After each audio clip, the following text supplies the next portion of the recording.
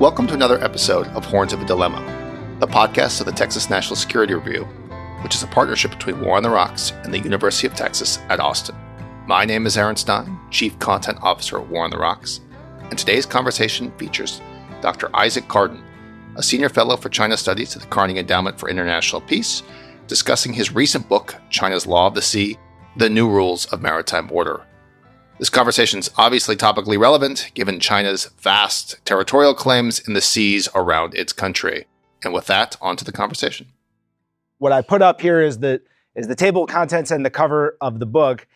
And knowing full well that most people will never read a long, dense academic book, I feel like you should be able to get a lot out of this first cut at it. And I worked with the publisher to get the cover dialed in a way that I thought would tell the story, or at least tell the outline of the story in a way that helped support this overall project here. So let me tell you what you see here, and forgive me for the audio audience, but maybe you can just pull it up on Yale University Press's site and you'll see what I'm referring to. But the most prominent thing on this, I think, is the big 5-star flag there. That's the People's Republic of China. And most fundamentally, this is a story about China's sovereignty, and that's what the flag symbolizes. And appropriately, it's about how China's sovereignty relates to the sea, which is there. And the thing that I had to work with the publisher on, and or their designers rather, was when the first draft came in, it was all shaded red down to the bottom, and I needed to push up a little blue, and that kind of tells the story. And it's not this is a snapshot of it, but I think what I'd like to say is, like, you see some red creeping out into the maritime space, and it's Chinese sovereignty, but it's not fully red. It's dilute. It is incomplete. In Law of the Sea terms, we're talking about things like sovereign rights and jurisdiction, and maybe historical rights, a variety of things that we can get into great detail on with respect to the Law of the Sea. But what I've been interested in, what I've been trying to study, is just how much Chinese sovereignty, just how much Chinese authority, legitimate authority, extends into the maritime space. And there are lots of reasons why that maritime space is quite important to the United States, to China, to regional states. But I guess what I would add, and that this doesn't necessarily come through from the title, but I'll use my prerogative as the speaker, is that China's Law of the Sea is a story about the waters surrounding China. This is the rules and the type of order that we can understand China to be seeking to accomplish on the basis of their practice. That's basically what this book is about. What do they say? What do they do? What do they intend to accomplish with respect to their Law of the Sea claims? And you'll see as we get through this why it's so important that we're talking about Chinese sovereignty and why we're talking about regional issues. Because as a sort of bottom line up front thing to say is, I don't think China's making a lot of new rules for global order. I don't see empirically, and over the course of over a decade now of working very intensively on this subject, there's not a lot of evidence empirically that China's making new rules.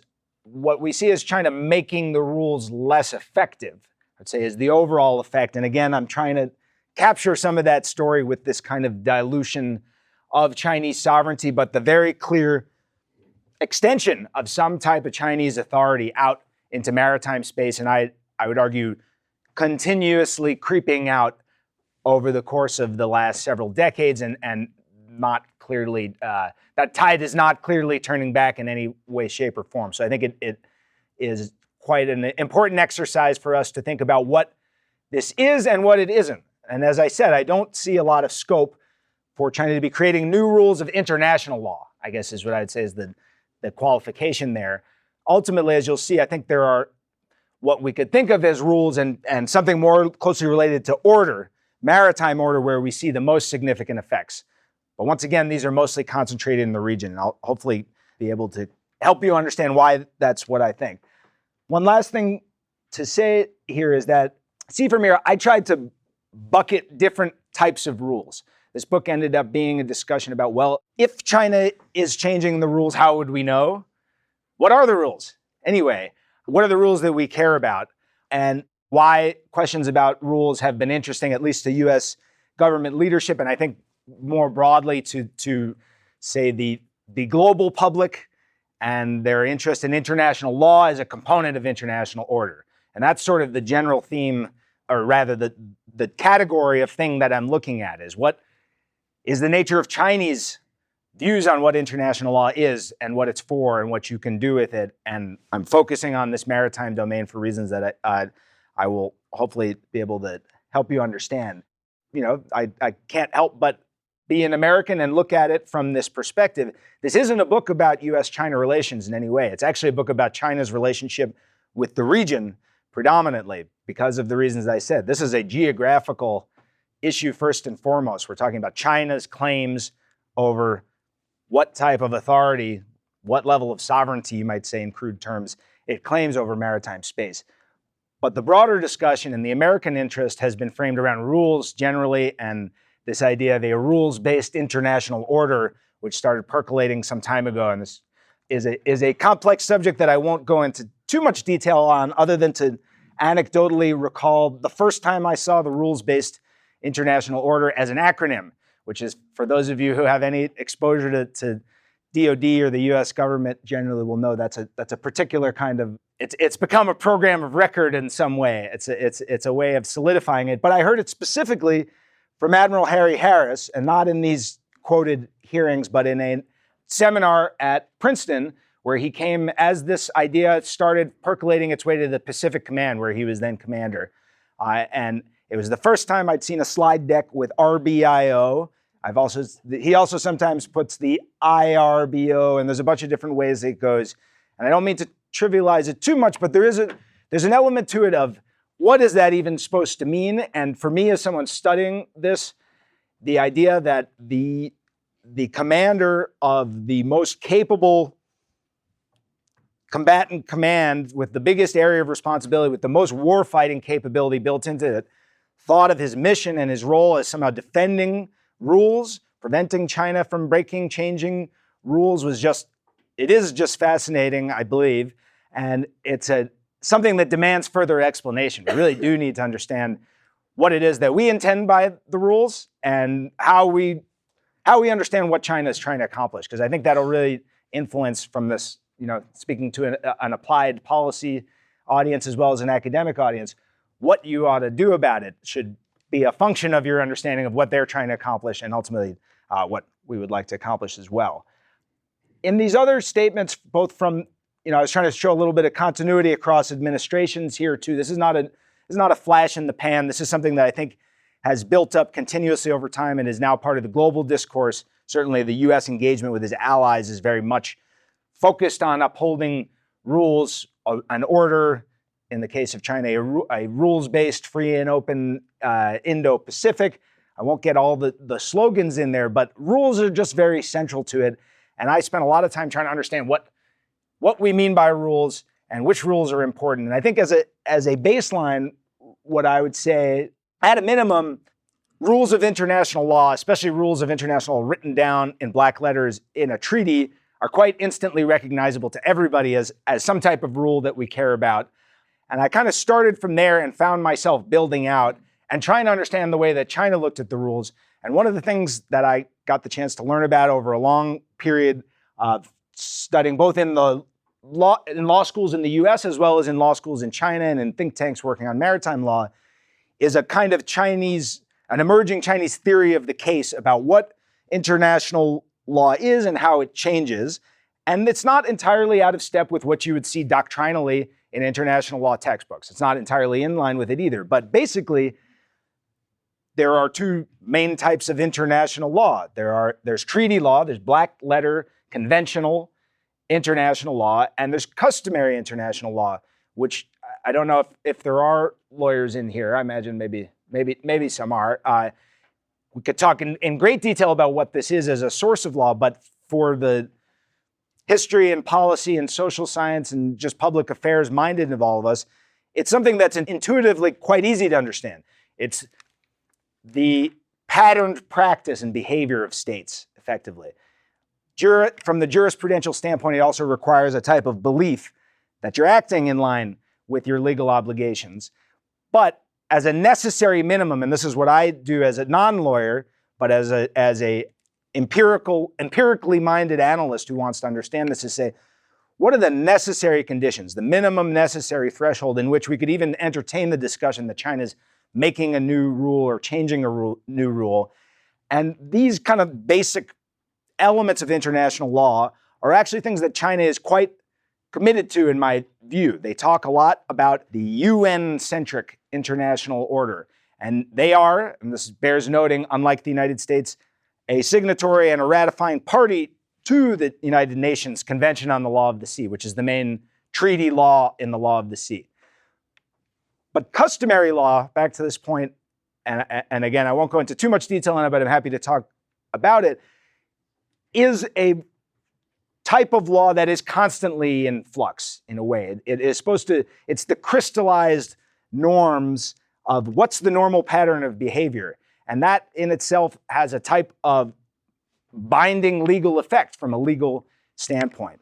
And it is just intuitively the most susceptible to power, to state power in a way, because it's basically, it's international law's way of reconciling itself to the fact that there is no supranational authority. There's no Leviathan at the top of the system that enforces it. And it requires some level of basically bottom-up practice, would be the state practice is the technical term for it, to constitute it, to compose what international law really is. And so that's really what I'm looking at here.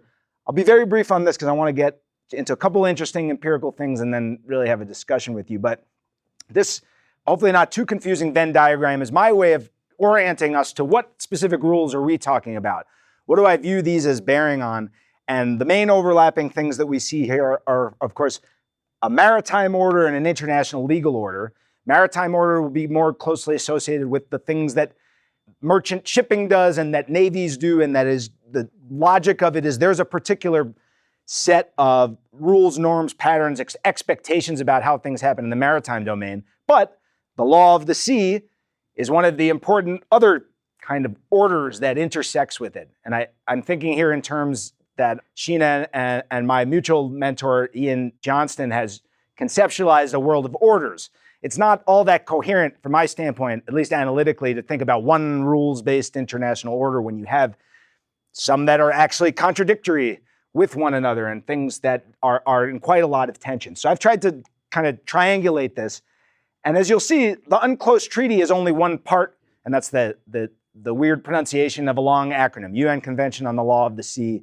The third is it's UNCLOS 3, sometimes they'll say, and understanding maritime disputes in particular, as I said up front. That's sort of been the empirical focal point. And I think what that does is it zeroes us in on some, it's not all the rules, but it's some very consequential rules.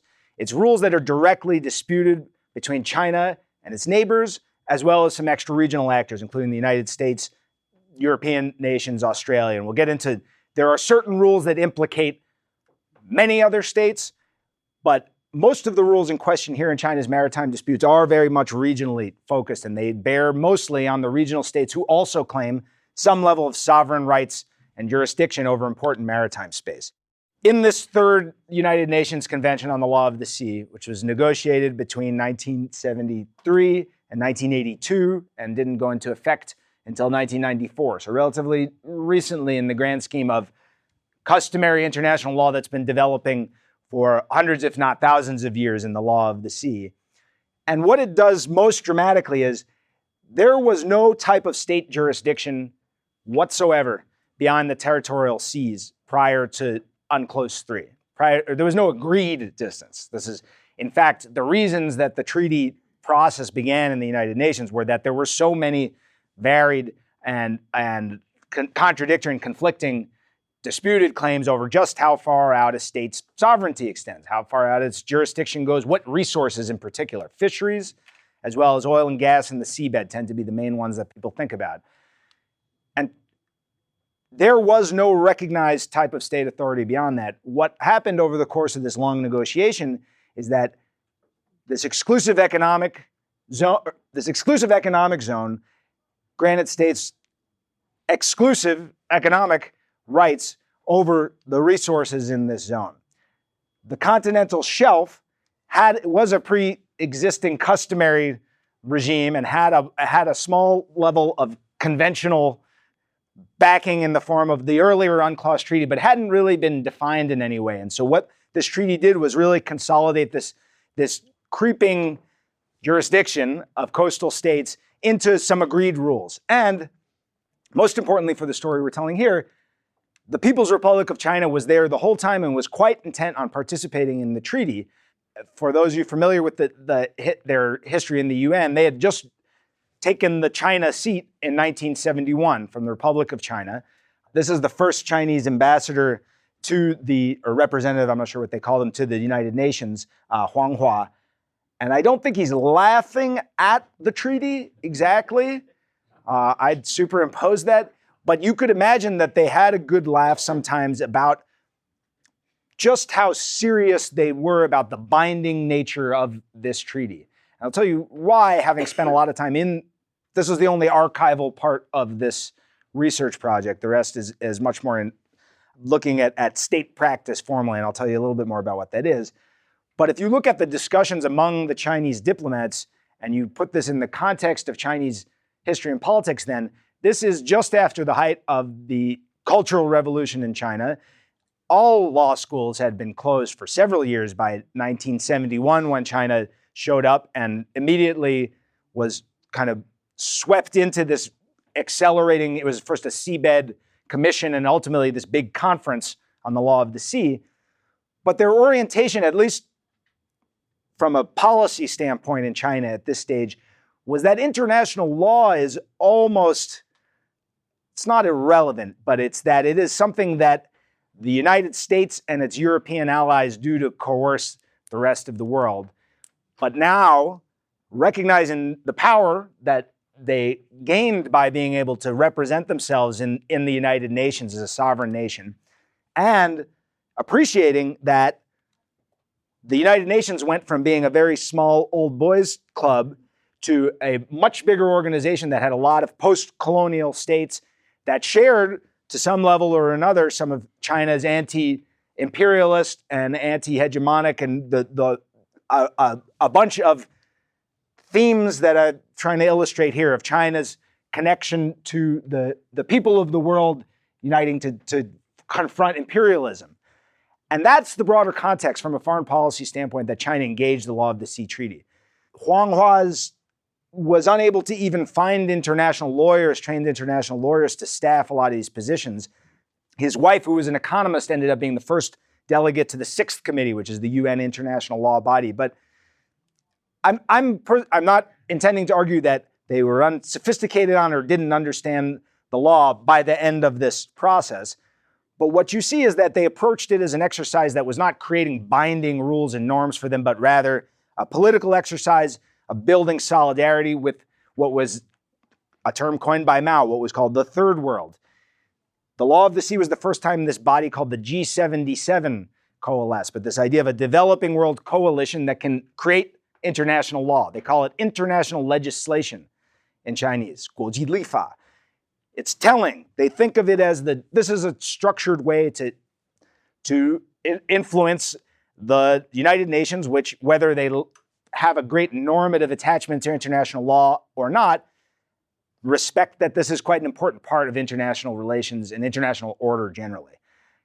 And one of the things that you learn if you look at what China was saying over the course of the conference to negotiate the Law of the Sea Treaty is that the people who knew the Law of the Sea, who negotiated that, and there certainly by the end there were many, were quite concerned that China had signed up for a treaty that put them at several disadvantages. And I'll talk about why those are, but you can read the minutes from the National People's Congress discussions, as well as some of the small group discussions where there were very specific terms used in public. Shortcomings and defects would be good translations of some of the things that they see in the Law of the Sea. And yet, because of, as I showed you earlier, this idea that international law is not static, it does change over time.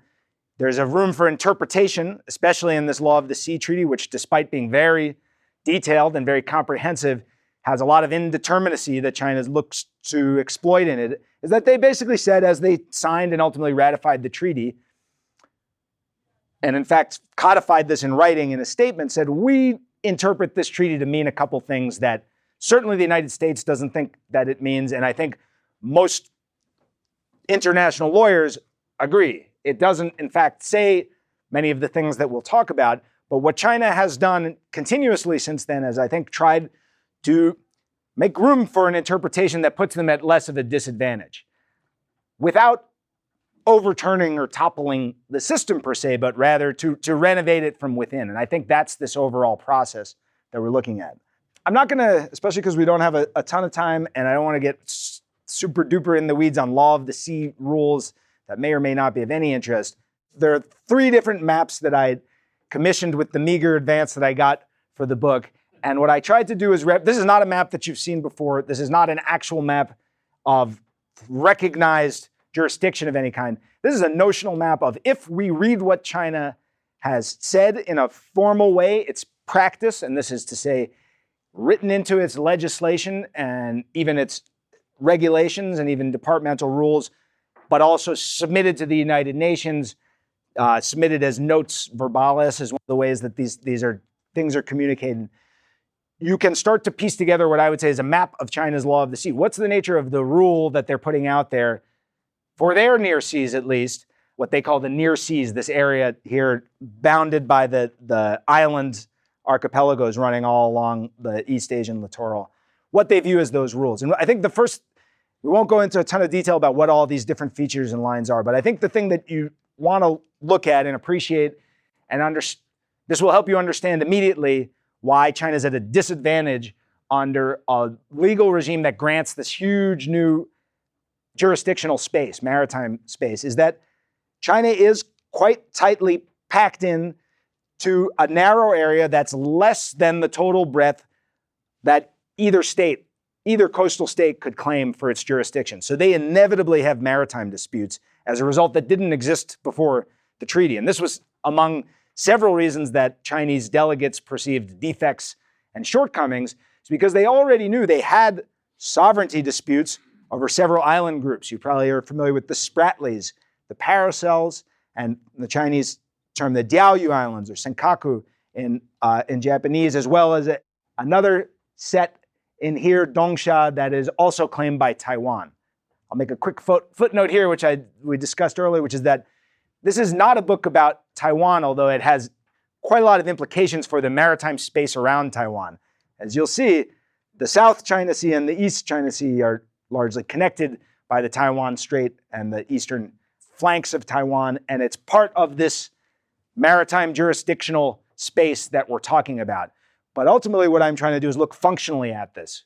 And I looked at different types of rules and tried to understand what is it that China is saying, and what, more importantly, from my standpoint as an empirical analyst and scholar, what are they doing? What can we observe about the actions, not just and not even primarily of their Navy, which is the bright, shiny object, of course, and it's not something that I'm uninterested in at all, but rather of the whole apparatus, the whole maritime sector in China, to include, of course, this very impressive Coast Guard and many other maritime law enforcement agencies that have been built up and trained and deployed in quite steadily growing ways with growing resources, but also fishing fleet, marine science and survey, all manner of economic activities involving oil and gas and seabed research and exploitation.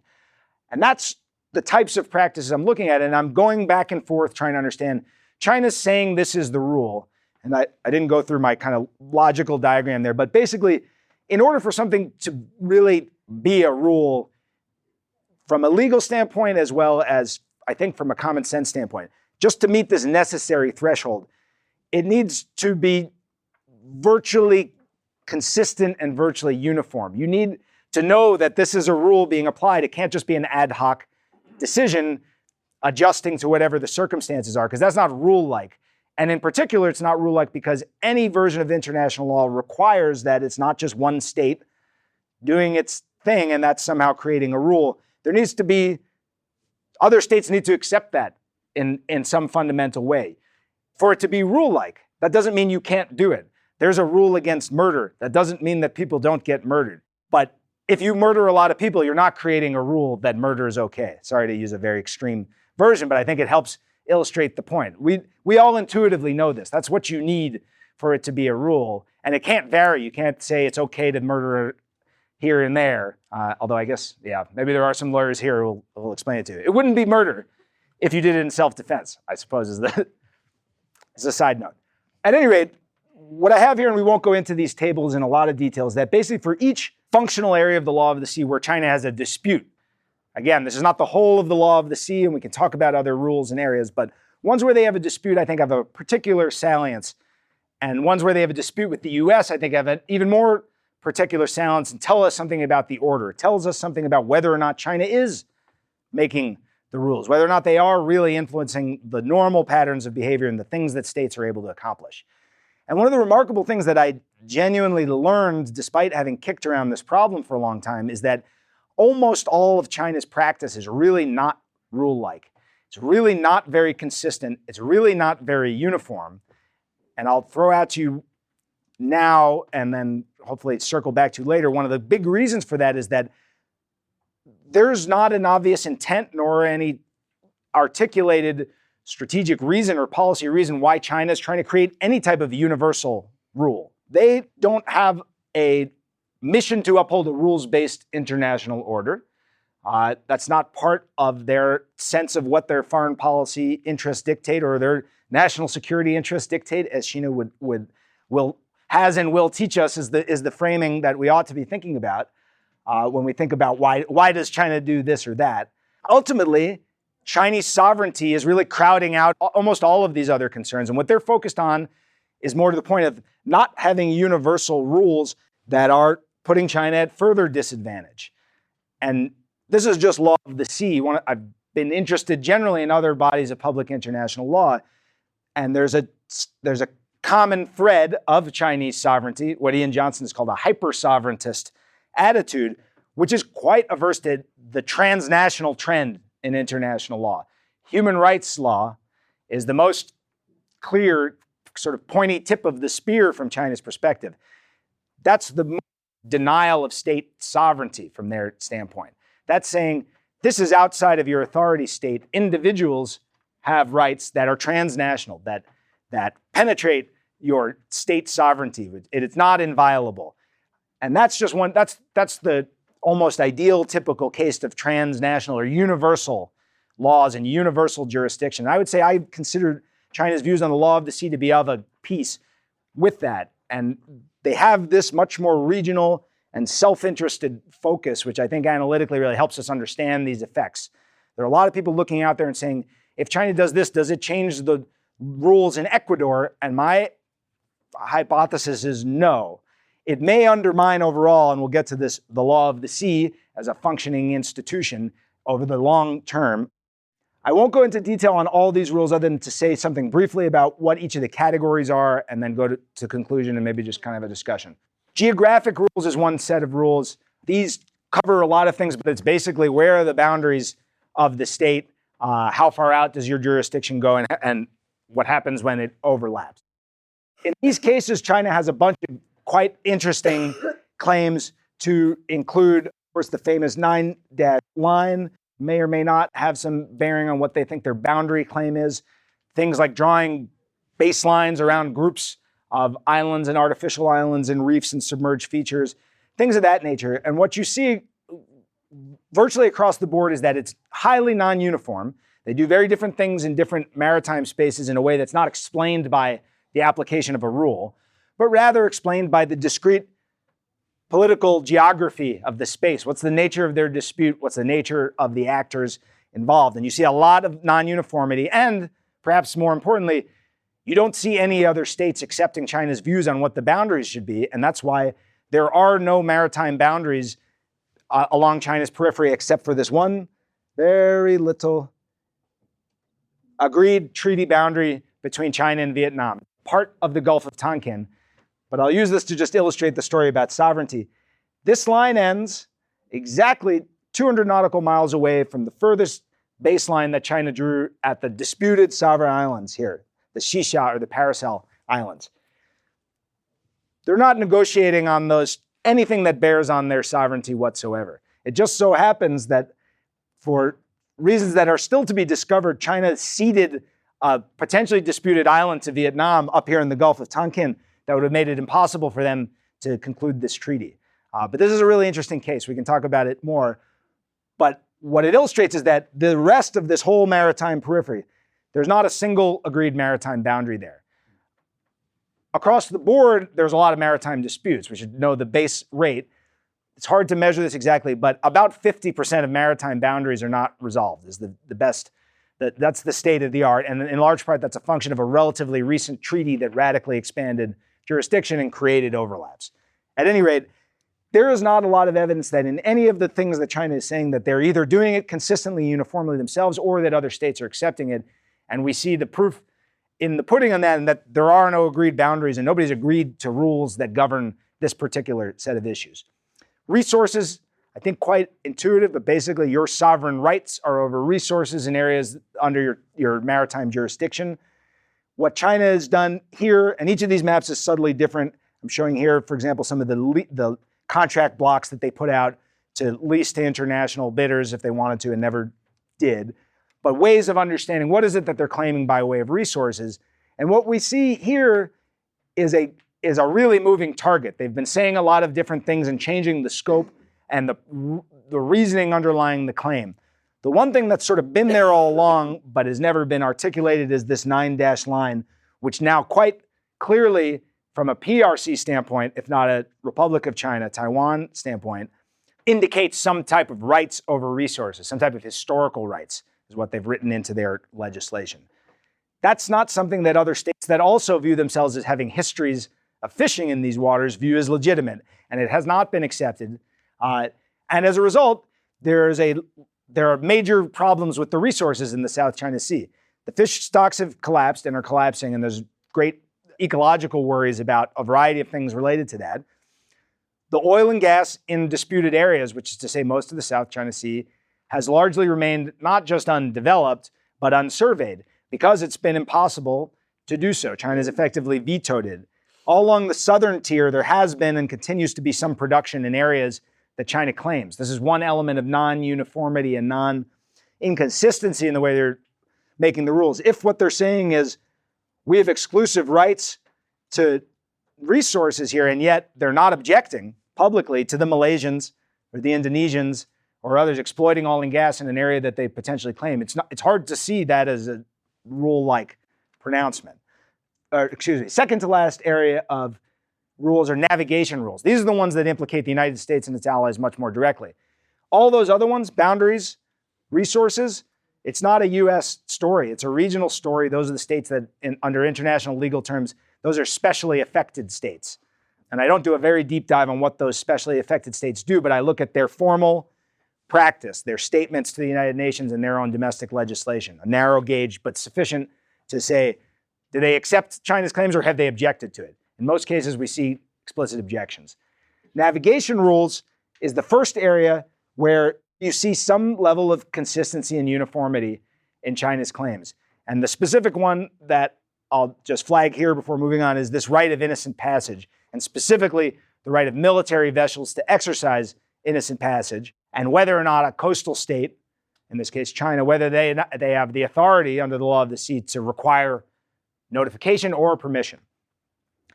Importantly, this is also a rule that other states in the region are not opposed to by and large.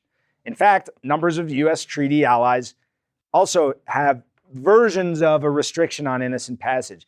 And so this is the first one after, this may be on page 300 and something. This is the first rule that we see where it has the necessary elements, not that it's already a new rule and that it should be recognized, but rather that you can see the conditional possibility of that happening. I'll move past navigation with one brief comment, which is to say I went to China, to Hainan in particular, to do my dissertation fieldwork, and my dissertation was much more narrowly focused on just the exclusive economic zone.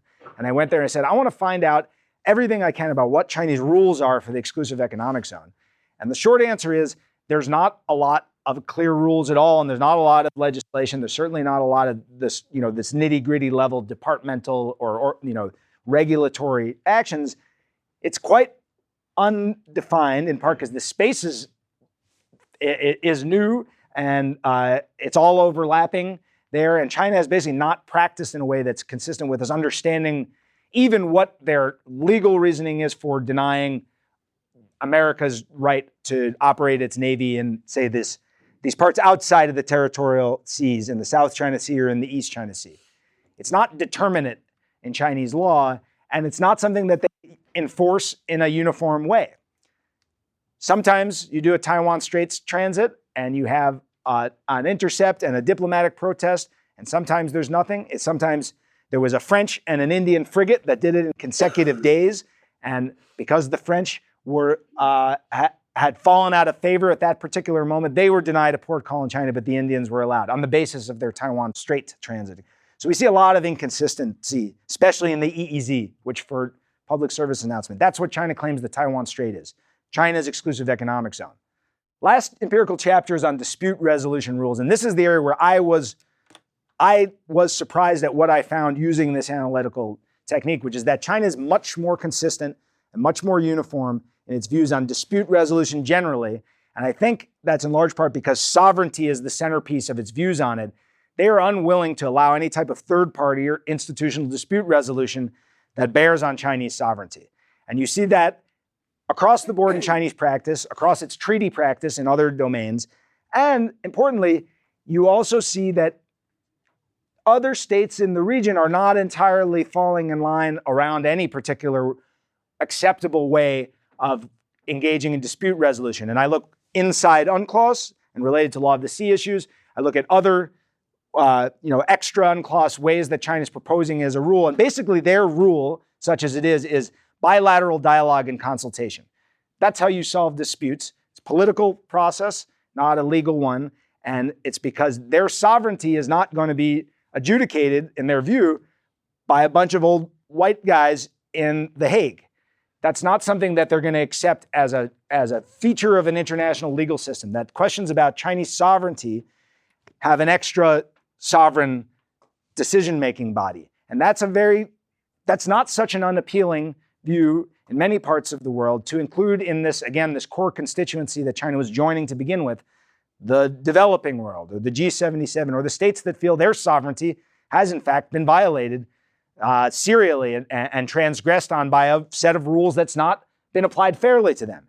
And I think this is something that we should be very attentive to from policy standpoint too, is just what a fertile ground this view on international law, which I think genuinely makes it less effective. I spent a lot of time in China during the Philippines arbitration against China, which we can talk about. But even if China has, we can talk more about that, other than to say it's not good for the effectiveness of those institutions. It's quite clear if you come to a ruling and then one of the parties says, we don't think this is legitimate and we're not going to put it in practice, it's weakening the institution. It's making it less credible as a way of solving other disputes. As you can see, this is a very empirical book, and I'm looking at the individual rules and trying to look at them over time as they develop and as China and other states engage with them. You can also look at rules in a more holistic sense. I won't get into too much theory here other than to say you can think about rules as kind of constituting an order. It's a function of a lot of rules. Or you could think of, and this is more in the sort of, there's an international legal way of thinking about this as well as an international relations one, but basically that great powers or the dominant powers effectively set the rules, and therefore they're still interesting. They reflect the power in the system. They tell you something about the order, about the power balance. Either way, they're interesting. But if you take that different optic at it and you kind of make a holistic assessment, you say, so individually, China's been doing all these things or practicing rules in a particular way. It doesn't seem like they're doing things that are particularly rule-like. But if you kind of zoom out a little bit and refocus your eyes on it in a top-down way or in a holistic way, you can see what I would describe as in the resource domain, something really emerging that you could call veto jurisdiction. As I said, nobody's really exploiting a lot of these resources. China's exercising that in a systematic way, I would argue. And that is it's not going to be recognized as a rule of international law, but I think it's a characteristic of the maritime order, at least in East Asia. We talked a little bit in Innocent Passage. I won't go into too much more detail, and I mentioned this, but these are some of and this one that I'm not sure whether it's a result that's worth talking about, but it's worth noting China doesn't recognize Vietnam's claim to the paracels. Japan doesn't recognize China's claim to what they call the senkakus. This is actually not an unusual phenomenon. It certainly frustrates the application of international law. If there's no recognized dispute, that's what happens. So I think what we see overall, like the net effect, is not making rules again, but making rules less effective. Thank you for listening to this episode of Horns of a Dilemma. Do not forget to read the Texas National Security Review, which you can find at tnsr.org.